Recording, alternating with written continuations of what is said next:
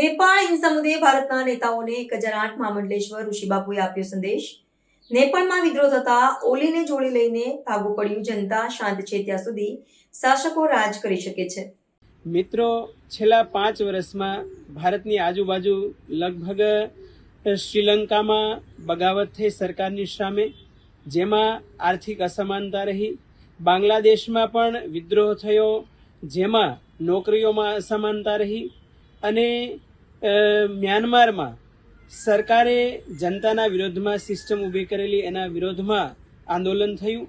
અને ગઈકાલે તારીખ 9/9/2025ના રોજ નેપાળમાં જે આંદોલન થયું એમાં ખાસ કરીને યુવાનોએ જે વિદ્રોહ કર્યો છે એનું મુખ્ય કારણ જાણવા મળ્યું છે કે સરકારશ્રીએ સોશિયલ મીડિયા બેન કર્યું એટલે વિદ્રોહ થયો।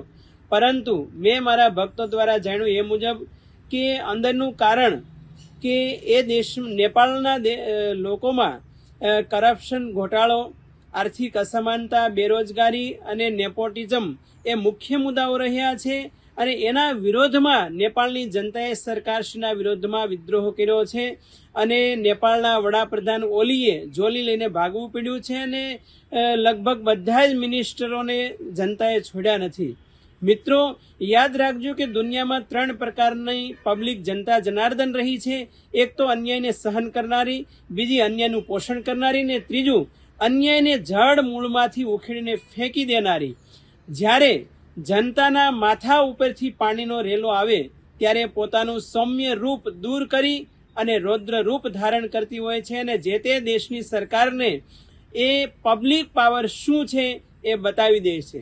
એટલા માટે મારી ભારત દેશની દરેક પાર્ટીના નેતાઓને કરબદ્ધ વિનંતી છે કે ભારતની જનતાએ આપને મતદાન કરી અને સેવા કરવાનો અવસર આપ્યો છે, એનો દુરુપયોગ ન થાય, સત્તાનો દુરુપયોગ ન થાય।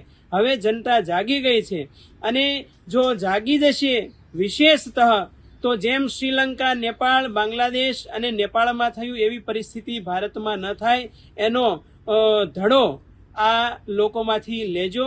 અને જો જનતા ભારતમાં બગાવત થઈ તો દુનિયા એને બાગી કહેશે, પરંતુ ચાપલુસી કરનારી ગુલામી નહીં।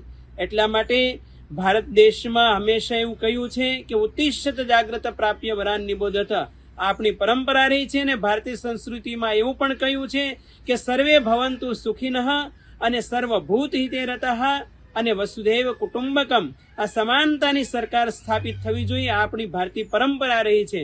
અને જો એમાં ભેદભાવ, અન્યાય કે અત્યાચાર, બેરોજગારી કે કરપ્શન વધવા માંડ્યું અને જનતાના માથા ઉપરથી રેલો આવશે ત્યારે આ પ્રજા શું કરશે એ તો આવનારો સમય જ બતાવશે।